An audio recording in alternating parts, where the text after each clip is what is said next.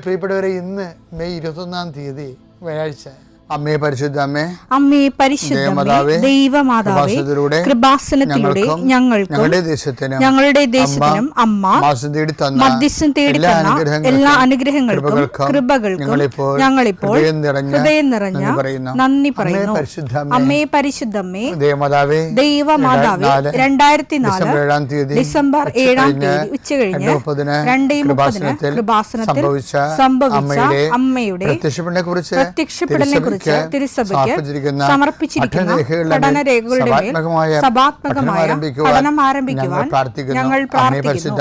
അമ്മേ പരിശുദ്ധമേ, ഭൂസ്വർലോകങ്ങളുടെ രാജ്ഞിയായ അങ്ങേയ്ക്ക് ഭൗമസംരക്ഷണത്തിനായി പ്രപഞ്ചപ്രകൃതിയെ തന്നെ തിരുസഭ പ്രതിഷ്ഠിക്കുവാൻ ഈ പ്രത്യക്ഷീകരണം വഴി ഇടയാക്കണമേ. പരിശുദ്ധമേ, ജപമാല മാതാവേ, സകല കൃപാസനം പ്രാർത്ഥനയോടും ചേർത്ത് ഞങ്ങളിപ്പോൾ പ്രാർത്ഥിക്കുന്ന ഈ കുടുംബത്തിന്റെ പ്രത്യേക നിയോഗം പറ മക്കളെ.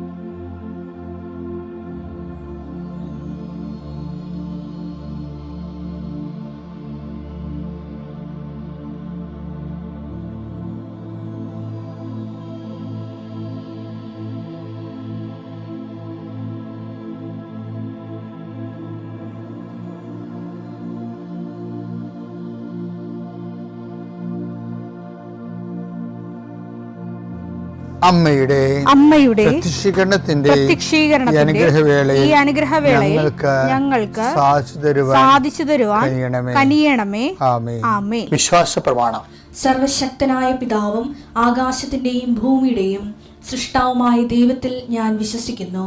അവിടുത്തെ ഏകപുത്രനും ഞങ്ങളുടെ കർത്താവുമായ ഈശോമിശിഹായിലും ഞാൻ വിശ്വസിക്കുന്നു.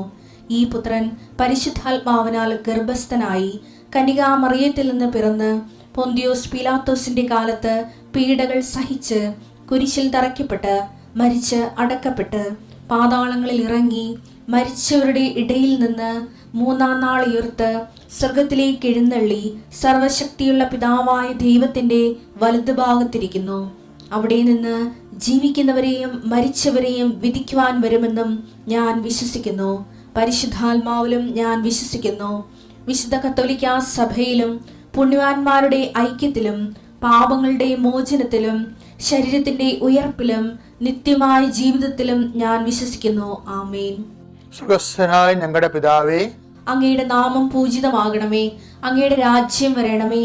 അങ്ങയുടെ തിരുമനസ് സ്വർഗത്തിലെ പോലെ ഭൂമിയിലും ആകണമേ. അന്നു വേണ്ടുന്ന ആഹാരം ഇന്ന് ഞങ്ങൾക്ക് തരണമേ. ഞങ്ങളോട് തെറ്റ് ചെയ്യുന്നവരോട് ഞങ്ങൾ ക്ഷമിക്കുന്നത് പോലെ ഞങ്ങളുടെ തെറ്റുകൾ ഞങ്ങളോടും ക്ഷമിക്കണമേ. ഞങ്ങളെ പ്രലോഭനത്തിൽ ഉൾപ്പെടുത്തരുതേ, തിന്മയിൽ ഞങ്ങൾ രക്ഷിക്കണമേ. ആമേൻ. നന്മ നിറഞ്ഞ മറിയമേ, സ്വസ്തി. കർത്താവ് അങ്ങയുടെ കൂടെ സ്ത്രീകളിൽ അങ്ങ് അനുഗ്രഹിക്കപ്പെട്ടവളാകുന്നു. അങ്ങയുടെ ഉദരത്തിൻ ഫലമായി ഈശോ അനുഗ്രഹിക്കപ്പെട്ടവനാകുന്നു. പരിശുദ്ധ മറിയമേ, തമ്പുരാന്റെ അമ്മേ, പാപികളായ ഞങ്ങൾക്ക് വേണ്ടി ഇപ്പോഴും ഞങ്ങളുടെ മരണസമയത്തും തമ്പുരാനോട് അപേക്ഷിക്കണമേ. ആമേൻ. കർത്താവേ, നിന്റെ ഉന്നതമായ നാമത്തിന് സ്തോത്രം ചെയ്യാം.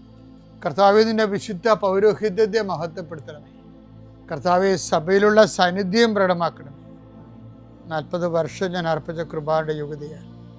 കൃപാസ്ഥാനത്താറെ ജീവനോടെ പ്രത്യക്ഷപ്പെട്ട മാതാവിൻ്റെ മാധ്യസ്ഥ രോഗികൾ, പീഡിതരെ, മാനസിക സംഘർഷം അനുഭവിക്കുന്നവരെ, ഡിപ്രഷൻ അനുഭവിക്കുന്നവർ, മരുന്ന് കഴിച്ചിട്ട് ഉറക്കം മൂടുകയും ശരീരം തൂക്കം വെക്കുകയും ചെയ്യുന്നതല്ലാതെ പ്രത്യേകിച്ച് പ്രയോജനമൊന്നും ഇല്ലാതെ ഡിപ്രഷൻ കൊണ്ട് വേദനിച്ച് ജീവിക്കുന്ന ആൾക്കാരെ കർത്താവേ, നീ അവരെ തൊടണമെന്ന് പ്രാർത്ഥിക്കുന്നു.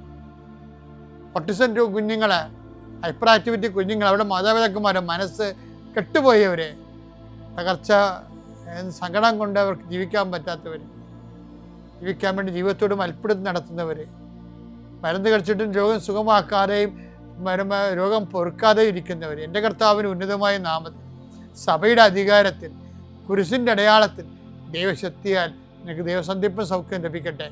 ഇപ്പോഴത്തെയും പിതാവും പുത്രനും പരിശുദ്ധാത്മാവായ സർവ്വേശ്വര എന്നേക്കും ആമേൻ. എൻ്റെ പ്രിയപ്പെട്ടവരെ, ഞാൻ ഇന്നലെ പറഞ്ഞല്ലേ, ഇന്നലെ നമ്മൾ കണ്ടത് അറിവിൻ്റെ വരവാണ്. ഇന്ന് നമ്മൾ കാണാൻ പോകുന്നത് ജ്ഞാനമാണ്. ജ്ഞാനം, അതായത് യാക്കോബ് 1:5, നിങ്ങളിൽ ജ്ഞാനം കുറവുള്ളവൻ ദൈവത്തോട് ചോദിക്കട്ടെ. പുതിയ വാല് തോന്നിട്ടിങ്ങനെ കണ്ട യാക്കോബിന് പഠിത്ത് ജ്ഞാനം കുറവായിരുന്നേ.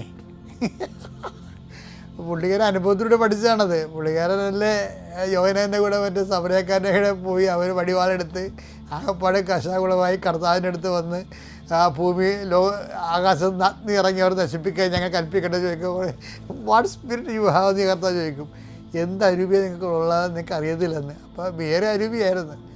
പിന്നെ അവിടുന്ന് കർത്താവ് പറഞ്ഞു കൊടുത്താണ് ഇപ്പോൾ പുള്ളിക്ക് പറഞ്ഞത് അദ്ദേഹം എന്താ പറയണത്, എനിക്ക് ജ്ഞാനത്തിൽ കുറവായിരുന്നു, ഞാൻ കർത്താവിനോട് ചോദിച്ചാണ് അവസാനം മേടിച്ചത്.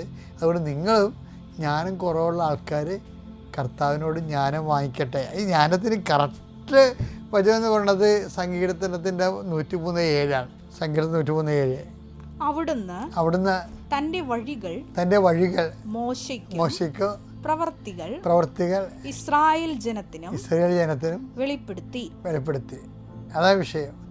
വഴികൾ മോശയ്ക്കും, അതായത് ജ്ഞാനം മോശയ്ക്കും, പ്രവർത്തികൾ അറിവ് ഇസ്രായേൽ ജനത്തിനുമാണ്. ഇപ്പം കൽമഴയൊക്കെ പെയ്യുന്നുണ്ട്, പേൻ പെരുകുന്നുണ്ട്, തവള ചാടുന്നുണ്ട്, നഗരി രക്തമായി മാറുന്നുണ്ട്. എന്താണ് സംഭവിക്കണമെന്നുള്ള പ്രവർത്തികളെക്കുറിച്ച് ഇസ്രായേലിനറിയാം. പക്ഷേ മോശത്തിന് അങ്ങനെയല്ല അറിയാവുന്നത്. എന്തിനു വേണ്ടിയാണ് ദൈവം ഇതൊക്കെ ചെയ്യണത്, എന്തിനാണ് ഈ ജനത്തെ വിട്ടുകിട്ടിയിട്ട് വാഗ്ദാന നാട്ടിലേക്ക് പോകാൻ വേണ്ടിയാണ്. അതാണ് അതിൻ്റെ ജ്ഞാനം എന്ന് പറയുന്നത്. എല്ലാ സംഭവങ്ങളുടെ പിന്നിലും ഒരു ജ്ഞാനം ഉണ്ടാകും. അതാണ് ദൈവിക പദ്ധതി.